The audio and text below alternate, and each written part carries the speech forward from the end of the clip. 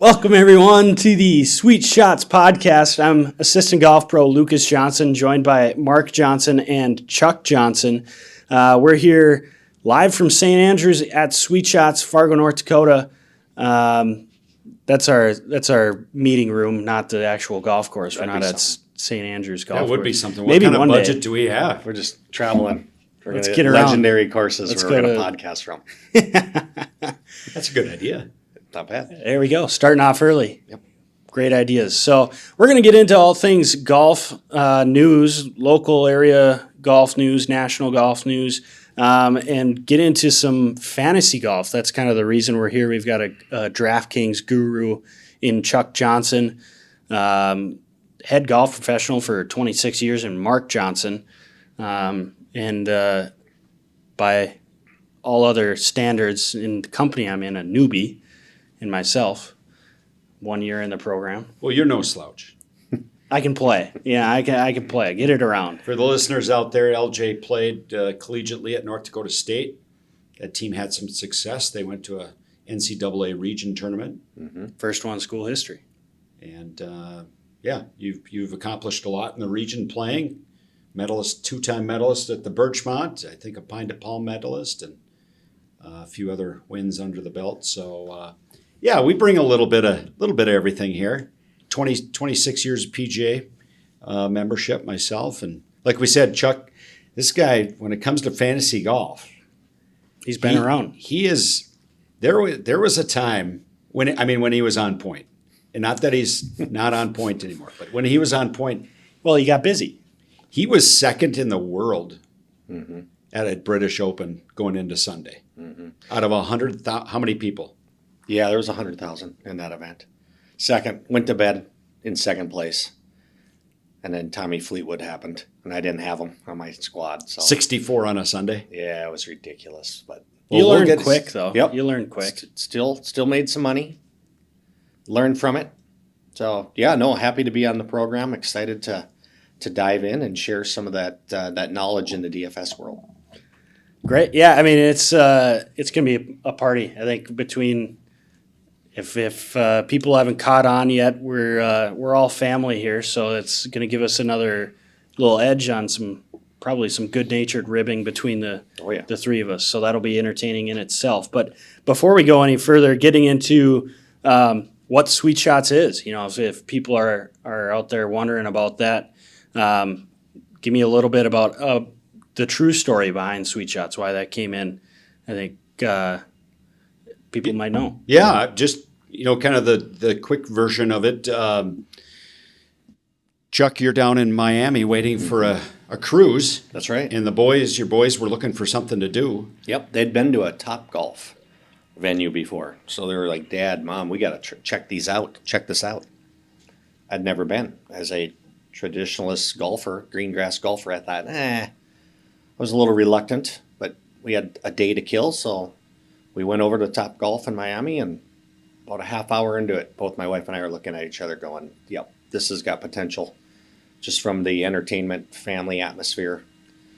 Picked up the phone, called you, Mark. You were actually, I think you were following Lucas. That's right. I was in Phoenix watching NDSU and Lucas play golf, and I'm like, yeah, let me. I know another guy in town, Kevin Johnson with Gateway Building Systems. He's been talking about this too. Yeah. Let me see if I can't get you guys together. Yep. And a couple meetings happened, and we approached a few other people in the community, and before you know it, the ball was rolling. And thankfully, the timing was perfect with Top Golf. Their product, Top Tracer, was available to lease.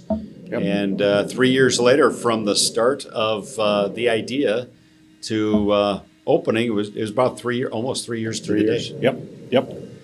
This is 7 months. If we can hear it, I don't know if we can hear it, but we got Terry working hard out there.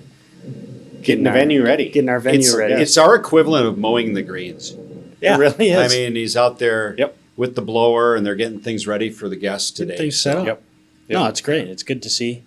Good to hear. Get some motion around here. But it's been a great. What is this, 7th month now? This We're is going on October. 7th. Yeah. October 4th. Is that what it is? Yeah, today? very thankful. I So- mean, the community, the regions Yep. come out, supported.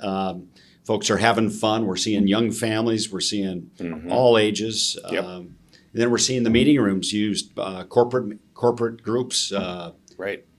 parties, Yep. bachelor parties, You name birthday it. parties, We've grad seen parties. a little bit of everything, right? A little bit of that's- everything. Yeah, and it's great to And see. I mean, And I like to see the academy usage too. Just what the other day we had the youth group again in there. Those Yeah, kids, 30 LJ. That's 32 kids down there. I mean, Yep. it's been a blast to have Yeah. those grow the game. That's been a big part of it. And that's So, really what sets our facility apart from a typical Top Golf, is that our first level is about learning the game and growing the game, and that's important to us. You know, our father and your grandfather, he was a golf coach in town at Fargo Shanley, and he had a passion for teaching the game to his players, and we're able to keep that tradition going. So the grow the game area downstairs, I kind of say it's golf entertainment meets golf performance with our fitting area, our academy area, indoor sims, the putt view, putting green.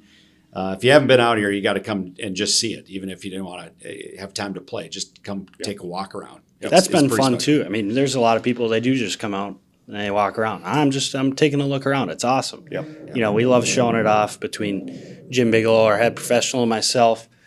You know, we can always find some time to walk around a little bit and show it off. So I love doing that. I think that's opportunity for future podcasts to just focus on the academy and what you guys got going down there. You got Yeah. a lot of different things between programs and the equipment that you guys are setting up and lessons. So, future podcast item. I love it. We have an automatic guest. We could have him on every week, David Booth. That's true. Oh, that guy, I'd pick his brain. I'd love to pick his brain. For those out there that don't know anything about David Booth, he was a golf club engineer designer for Ping. Grew up in the community, Fargo South grad. We worked together at Fargo Country Club. Well, he was back in my the day. first boss in the caddy program. Yeah, caddy I was master. just a young buck, and I was learning how to do the right things. And David Booth was my boss. He was in charge of the caddy program. So that's why you turned out okay. Him or me? You. Oh yeah, exactly. He's also known by Mr. 2-9. Shot That's right. 29, the third 9 of the first day at the KX The guy Amateur. can play. He can flat out play. Yeah. So his connection with Ping has been fantastic. He helped design, he and Ping, they've designed a putter fitting system. With the technology we have down there, it's amazing what David can do with putter analysis and make you better putters. It is crazy. And we do have a video on our YouTube page about our putter fitting process. So go check that out because that's I was the guinea pig for that process, and that's, as you were alluding to, it's quite the process. It's a ton of fun, and Dave's a great guy. So it was our first crack at a social media video from the academy standpoint. So give us a little breathing room there in terms of quality. Just like this podcast, this is our first episode. We're just getting into it here, just about 10 minutes in. Let's talk, why are we here? Obviously we're going to talk some fantasy golf, but the ideas start from somewhere, just like the Sweet Shots idea. But if I recall, we were sitting in an airport, something like that, where it started. It was 20 below outside. We needed something to do. We pulled up DraftKings. Mm-hmm. We were flying down to Florida. That's right. I And, remember that now. Yeah. Yeah, I think we were going to a golf show, right? Was that the PGA show. down PGA there. show Yeah. last January Yeah. in Orlando. yeah? Biggest show in golf. That was a blast. And yeah, it was Chuck, I think you and I were sitting down. Mm-hmm. Originally, I don't know what Mark was doing and running off in the corner or something. Yeah, and I remember talking DFS and fantasy golf and trying to get your dad into the program or into that those leagues, and I think we quickly found that he's got a knack when it came to picking DFS teams, where it's not easy to do. But for the first half dozen or so, I don't know if you could have picked worse teams. That's right. Matter of fact, we had a contest. We did. Who That could pick? week. Who could use the entire bank? So you have to use all your $50,000. all your money. Yep. Deplete that to zero, and have the team that Finishes worse. finishes worst. Yep. And you arguably are the best at doing that. Yes, my track record's solid. Yeah, you were trying to win. The worst team. Yeah. Yeah, no, I can pick the worst team. Yep. Not a problem at all. So I'll be the anti-DMF. I'll be the non-scratch guy. Although since then, I mean, that was early on in your career of DFS. Since then, you've had some solid teams. I have, and I don't throw a lot of money at it. No. But I have won on a quarter wager, which That's quarters 25 are cents. fun. That's fine. That's all you need, right? I mean, you can dump a lot of quarter entries. That's right. But it was a single entry quarter, and with 10,000 people, I won. That's on impressive. a quarter. See? That's all you need right there. And it was exhilarating. It was a lot of fun. He's gonna be dumping in I love it. $20, $30. No, it was fantastic. Yeah, good for you. Yeah. Yeah, No, you it got is. potential. It's good fun. You got, I mean, responsibly, obviously. Exactly. Yep. You know, and that's where I live in the quarter zone for DraftKings. And Yep. as we get into our preview, we can get into a little bit more of that. But it's a fun little twist on golf. Golf. And I think it's it gives you something to root for. Golf is notorious for, if you're not paying attention, kind of being a nap show. But it gives you something to root for. It gives you a team to root for. So that's why I like it. That's why I think this idea is going to be a fun little project for us. I think it's going to be a good series we get into.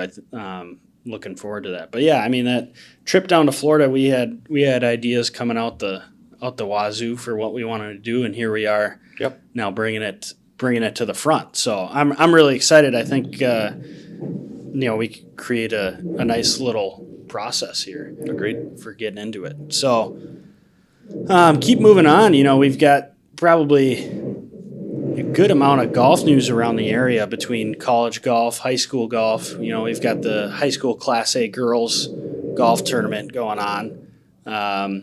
Day one was yesterday. And where are they playing again, Lucas? Oh, geez. Jamestown. Yeah, I want to Jamestown. say Jamestown. Okay. Jamestown Country Club, which nice course. They done some recent renovations to that one. I played there in high school, which crazy enough is like A long time ago now. 8 years ago now. That was when that's actually when we won. We won freshman year out at Jamestown. So it's changed a little bit, but that's a great golf course. They've had a good success out there. So day one's over. What's day after day one? Yeah, Bismarck Century's leading. They're plus 30. They got a 3-stroke lead over Grand Forks Red River. Okay. Grand Forks has always been up there. I mean, Yep. they're Davies plus 45 in third. Mandan, so it goes west, east, west. So kind of balanced the top 5 teams. You got Minot, West Fargo Cheyenne, Bismarck Legacy, and Fargo Shanley, all within a stroke of one another. Ooh. Around 5th place. So that's for Shanley, they're playing their best golf of the year. It was probably a question mark when they started the year. They're pretty young, whether or not they're going to make state. And not only to make state, but if they have a good day today, they could have a top 5 finish. And good for them. Yeah, it's fun to see. The girls' golf season's changed. I remember back in the day, the girls would finish the end of October, and it would oftentimes be snowing. Yeah. So they start that season early, mid-August. They have some quality golf weather, quality golf courses, and here they're wrapping up. It's gorgeous it's weather. going to be perfect out for them. Yeah, It is. So good for them. Everybody keep an eye on what happens in the state high school. And there is, I'll put it out there, we did highlight, we are a little biased podcast toward Shanley, as all 3 of us did graduate from there and played golf for them. That's right. And our dad and your grandpa coached and mom coached there. So a little biased. Little bias towards Shanley, but there's great talent around. Davies got some great talent. Rose down there. Solberg. I think she shot 75 yesterday. Wow, good playing. Lexi Bartley. I mean, and that Davies team is young. They're really young. I'm looking at their roster right now. They got a couple seniors, but their low 5 are juniors or younger. So some great young golf in the area.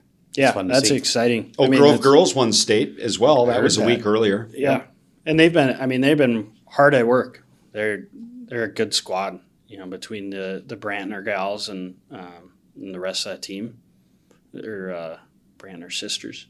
It's a good squad that they got rolling there, and yeah, I mean it's fun to see. You know, being in our situation with Sweet Shots, we've got such a window into the learn to play area and getting people into this, and I think high school golf's a great way to get people into golf. Yep.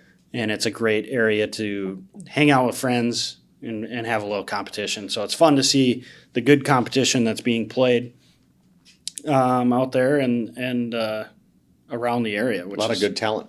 Yeah, fun to see. it's awesome. It's awesome. And, you know, the reality of women's golf is, I mean, the amount of college scholarships that go unused every year just from teams not filling spots. I mean, if you get yourself playing some decent golf, you can go anywhere you want and play some golf. And That's for sure. Yeah, I would say if there's high school girls out there that can break 100, there's opportunities for them to play college golf somewhere and probably have some scholarship money. Wow. Yeah. Yeah. So. I'd push anyone to, if they have any competitive drive at all and enjoy the game of golf. I mean, that's the road. It's awesome. Having played college golf myself, it's Another Best team thing. out there that we'll mention, the Bismarck University of Mary. The women are out in Billings. They're in second place. Wow. They're having a little better year than they've had in the past. It's a new program. This is year 3 for them. Okay. And so they're having some success. Anna Gravlin, local Yep. player from Shanley, plays for them and had a nice day yesterday. So Good. Yeah, I mean there's no shortage of golf news from around the area. So it's as we get into the winter, it might be a little different story. But I mean, state golf's always an exciting time because that's what you work for all season. So that's fun to follow along. And I don't have the results in front of me, but I know the MIAC Conference Championship was down in the Twin Cities, Bunker Hills. I think Cobbers finished kind of middle of the pack. It looked like was it one of their freshmen? He had an all conference finish. A freshman. I don't quote me on that. I should. And I watching Justin Lamp had a couple of good rounds. Not his best second round, but came back with a solid finish. And their women's program, you know, they're working on it. Again, there's opportunity for ladies out there to help rebuild that program. There's a while back in the day when Dwayne Severson was the coach, that team was ranked nationally. Yeah, I remember that. Top 10 team. Good. Yeah, for quite a while. So they'll get it back. I know they will. So I think UND men are down in Omaha, playing in the Big O is what they call it. And they had a little better showing. They're again, Coach Schaefer's building that program. Some local talent there. Alex Scarperud from Fargo. Some Grand Forks guys. Grayson Wetch plays for them. Grayson's a heck of a player. So they're building the program. Their scores were a lot better this week. So And that's a heck of a golf course they're playing down there. There's a Indian Creek. Indian Creek, I think they have It's the Corn final Corn Ferry event of the regular season down there. Wow. Yeah. So it's a nice track. Haven't played there myself. That's and it's not an easy track. They're not setting that thing up to go low. That's a difficult track. Yep. So- St. Thomas of all teams is leading that tournament. Wow. St. Thomas has gone Division 1. Is their first year, second year? Second year. If it's their, I don't know what, but it's you know, they're going to get a lot of those young players in the cities that maybe were borderline if they could play for the U, and then have an opportunity to still play Division 1 schedule. And they're going to be in the Summit League with NDSU and UND and some of those teams. So that's a good schedule. Wow. It'll be good competition. Good for them. Many of those guys came up and played the North Dakota Open this year. Which is fun to talk about. The U of M team come up. Thankfully, they do. Good kids over the years. St. Thomas came up. NDSU, UND. It's kind of a preview for college season. Year after year, of course, it's the home course for NDSU, but NDSU holds their own. That was always fun. I mean, that was a test, right? I mean, you spend all summer, you play against some of the guys on different golf tournaments, whether Minnesota Open or whatever.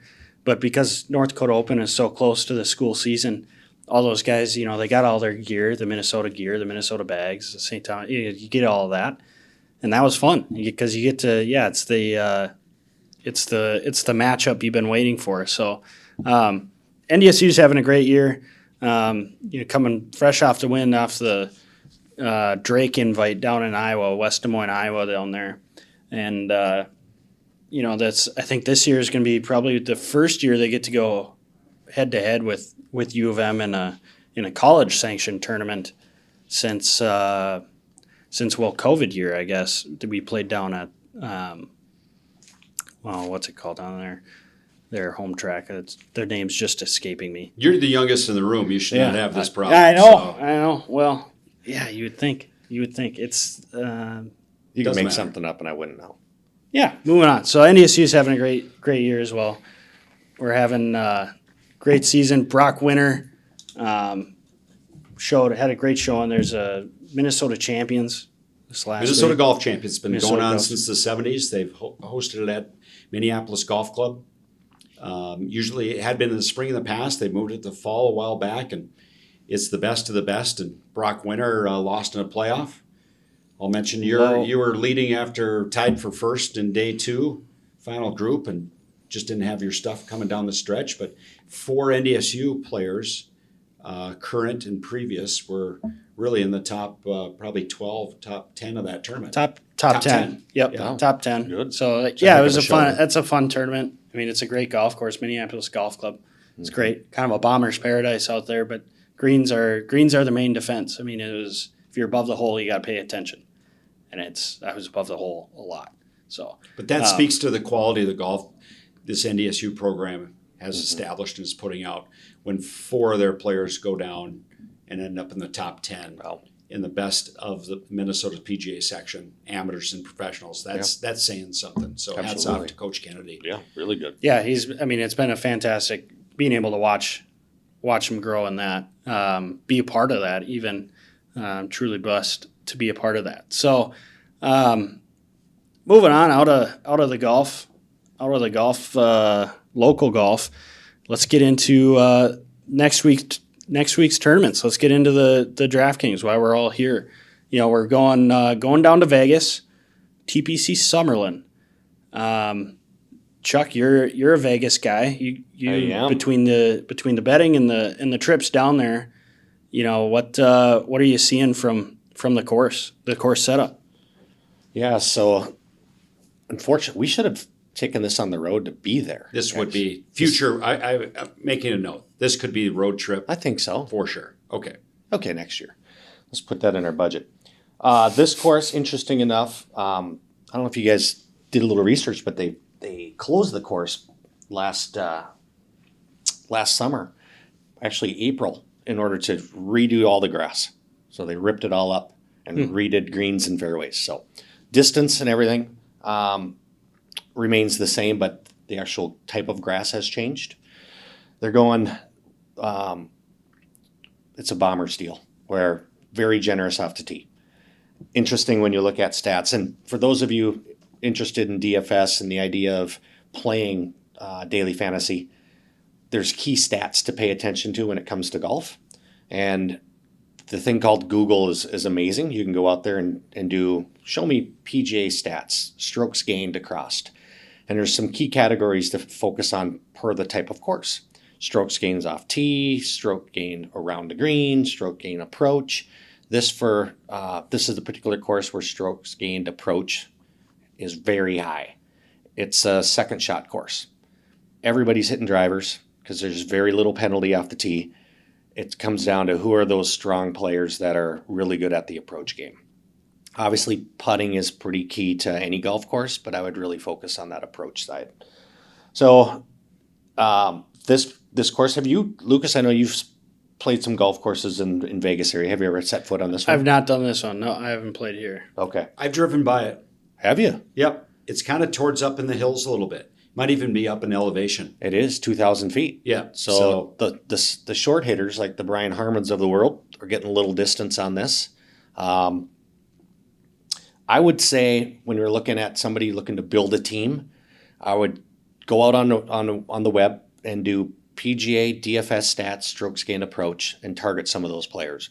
I don't know, Lucas, if that's something you guys want to get into, but some of the history of this course, when you think of who's won it in the past, usually 20 under par overall or better. So It's a birdie birdie makers. fest. Yep. It's a birdie fest. Guys that are going to go low. Those that make a lot of birdies. Par fives are super gettable. Doesn't matter your distance off tee.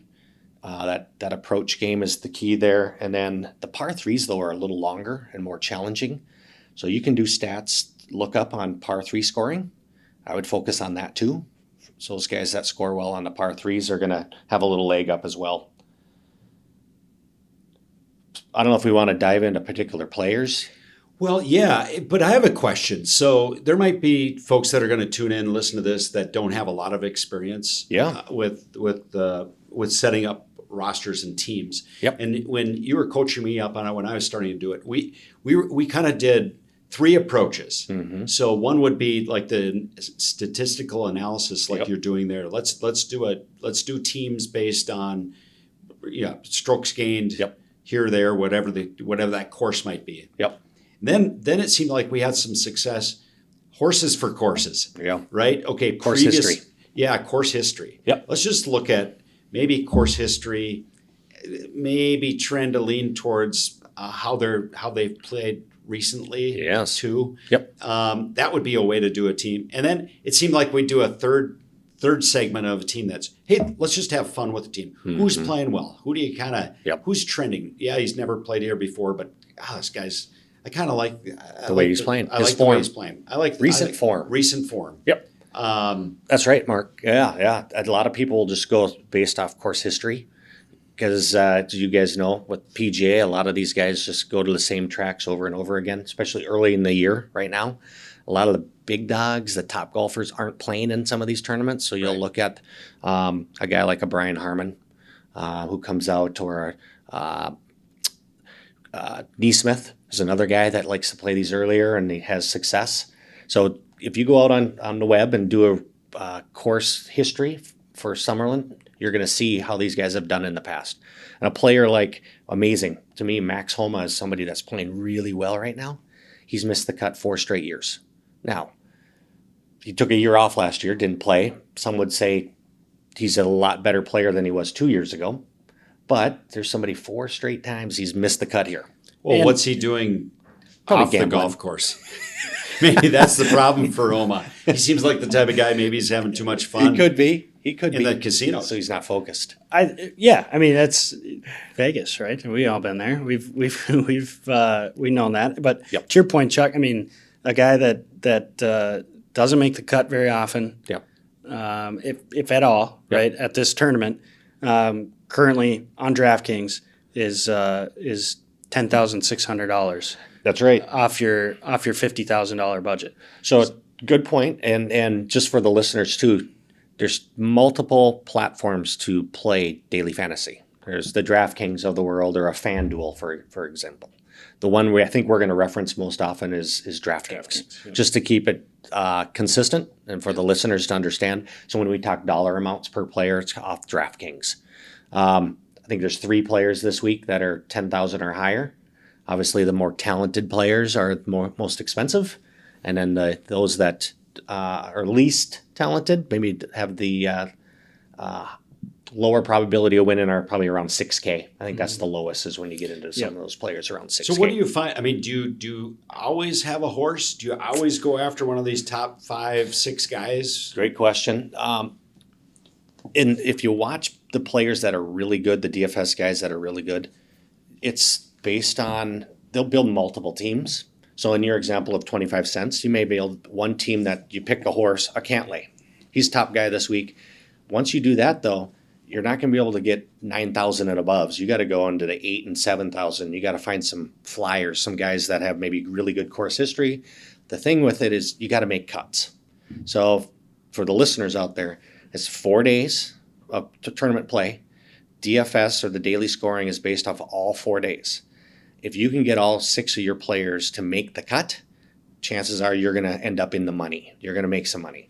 It's when you lose guys because they play poorly day 1 or day 2 and they don't make the cut, and you only bring 4 or 5 players through, chances are, unless you've got a top guy, you're not going to really make money. It's finding those cut makers. So to your earlier point of what do I focus on? Maybe even look at cut makers. Who are guys that are playing well enough and they've made consecutive cuts? I'd focus on those guys as well. You don't always have to have the winner of the tournament. Correct. To do well in fantasy. Exactly. Right. It's really about getting those cut makers, getting guys through the play all 4 days. That's where you're going to get your points. And that's been my strategy is the cut makers. I mean, coming from like when I was just getting into it, when we were talking in the airport, that was kind of my first intro into the DraftKings. And that was, if I didn't do any research, and DraftKings gives you the recent cuts made, that's what I would go off of. If there's a guy at $7,500, there's two guys at $7,500, and one guy's got 23 out of 25 cuts made, and the other guy's got, 12 out of 20. I'm going to go with the guy that's made more cuts. Yep. Percentage-wise. Percentage-wise. Yep. That's a smart play. That's a solid play. Now, golf, obviously, as you guys know, can be a bit challenging. Sometimes these guys do miss cuts, so you got to expect that. When you think of those three guys that are 10,000 or above, so Patrick Cantlay, when you look at course history, super solid. He's won it here, and he's had a couple runner-ups previously. I think that's why he's top price, right? Yep. Sung J M is up there. He's the defending champ. He won it last time. And then Max Homa, who we talked about, who's playing really well, very well, but he's missed 4 cuts in a row. Now, the thing with DFS too is finding leverage.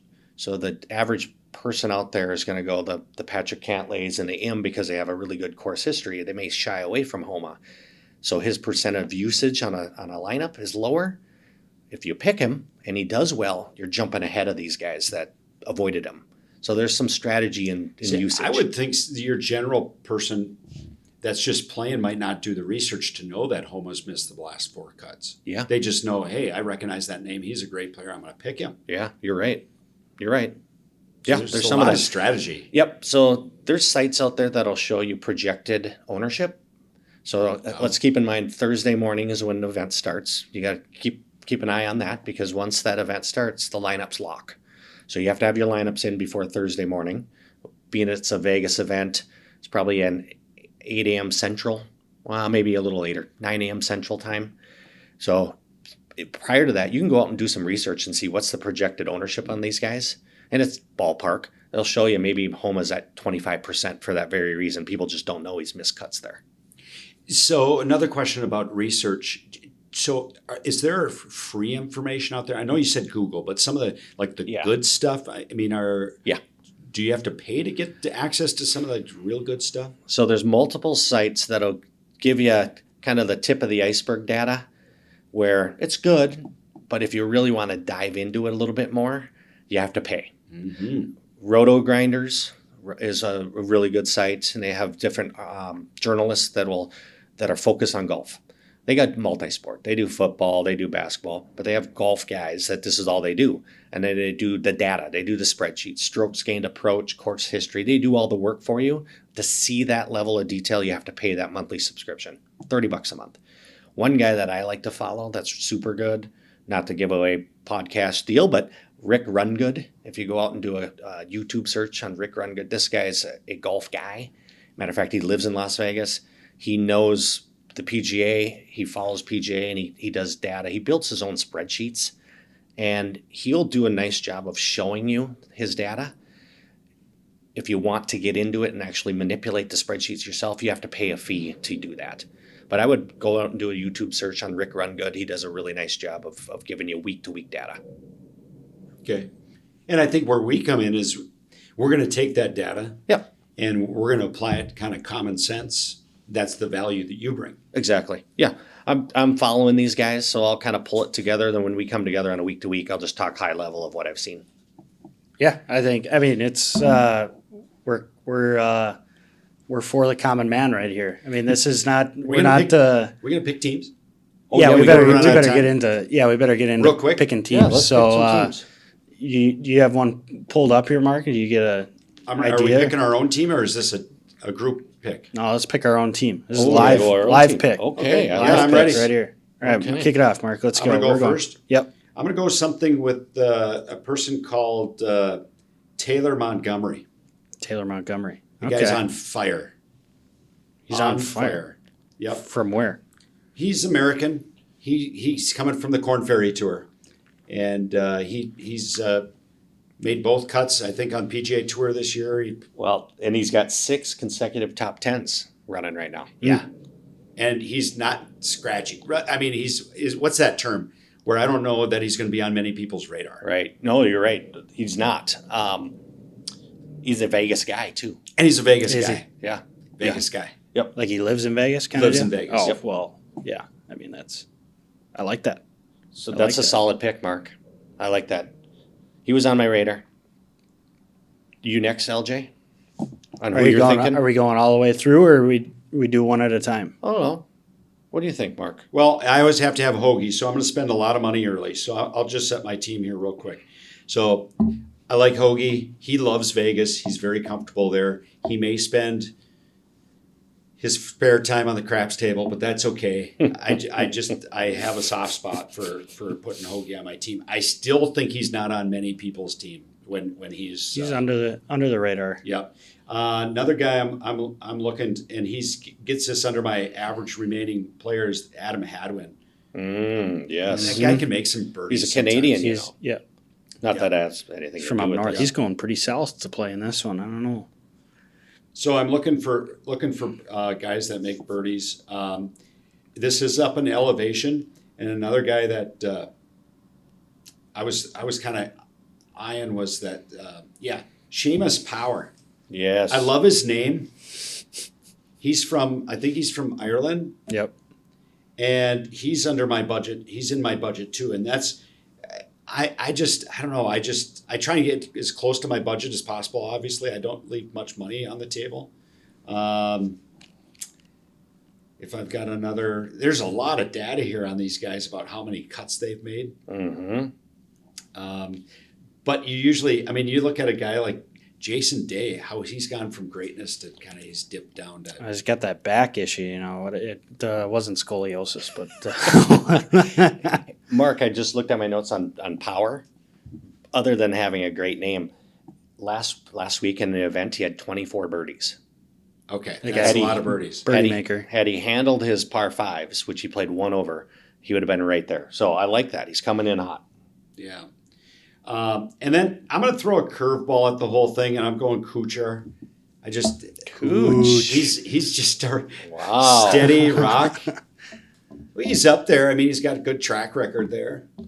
I like to play Cooch when Gooch is also in, and I do the Cooch and the and Gooch. Cooch. But Gooch isn't playing this week, so So is You're there leaving statistical analysis that Cooch and Gooch Cooch and success Gooch? rate. yeah. We should look into that. Keep tabs on that one. And then so I'm left with $8,600, and I got something here called I think Siwoo Kim. Mm-hmm. Yep. Mm-hmm. He's on my team to round out my team. So that's my squad right there. That's solid. That's a pretty That's good solid. squad. That sounded a lot of praise over there from the guru Yep, I like it. coming in. A lot of guys on my list. I like it. A lot of guys on his list. Well, go around the table. I'll kick off. So I had mine while you were talking. I was drafting mine, which happened to be I got two of your same guys. That Taylor Montgomery I got on my team because that was the allotment that I had left. He was my last pick. So for those same reasons, you inspired me. Taylor Montgomery. I'm also a Tom Hoagie guy. Mm-hmm. I mean, he's a ball striker, and he just needs the putter to get hot, and that's where I think start him early. With the strength of the field being early tournament, I like it. Other guy, kind of a flyer. I took Mark Hubbard. He had a great week last week. Great guy.